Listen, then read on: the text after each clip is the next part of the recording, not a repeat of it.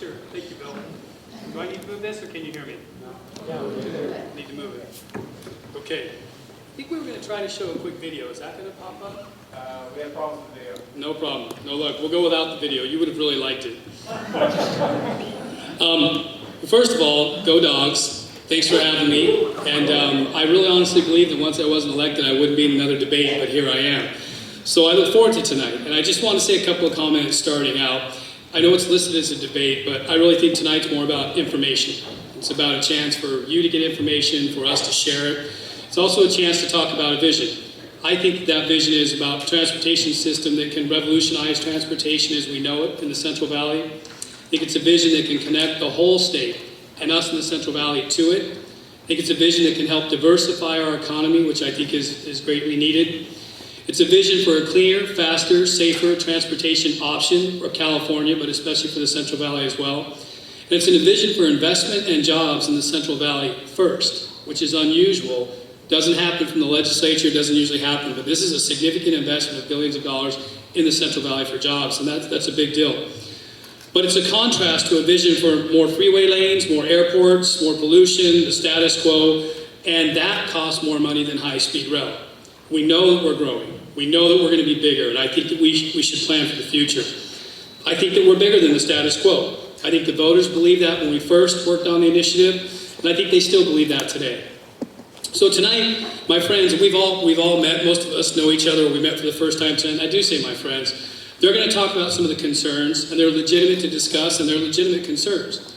Ridership numbers, ticket costs, private investment, outreach, quality of life issues, business disruption, not now, the economy's too bad. All of these are important to discuss. But I want to point out a couple of things. These are the exact same arguments that existed when President Lincoln decided that we would do the Transcontinental Railroad. The Civil War was raging and inflation made even today look like it was tame.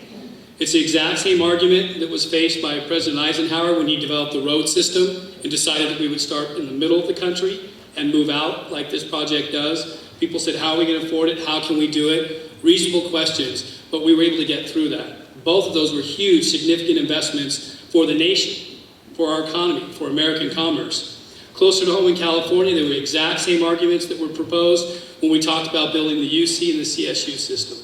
Many of you students that are here right now are a benefit of the fact that we went forward. And it was the same argument used against building the water system that is so important to the Central Valley.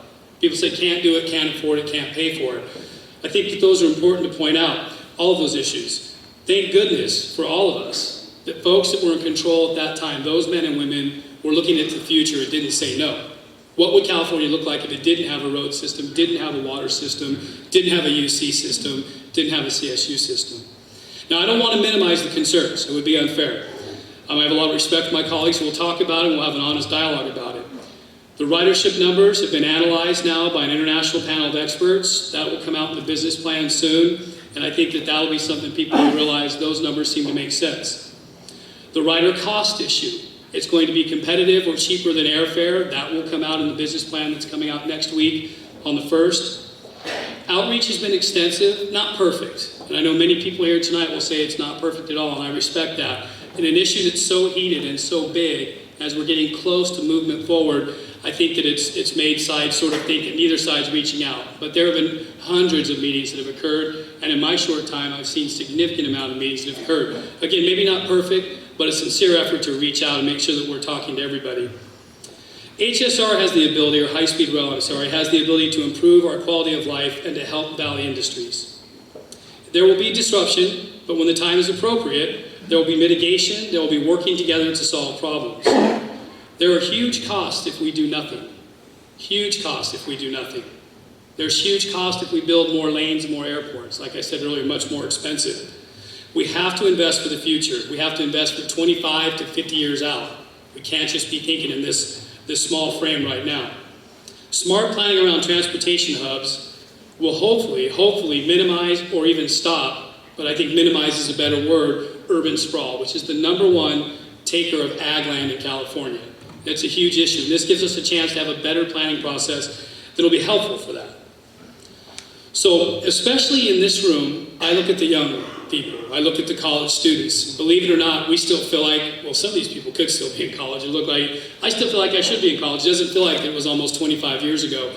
But this argument is really for you to be engaged in. Everybody in this room has a stake in it. Everybody that's affected has a huge stake, and I totally acknowledge that.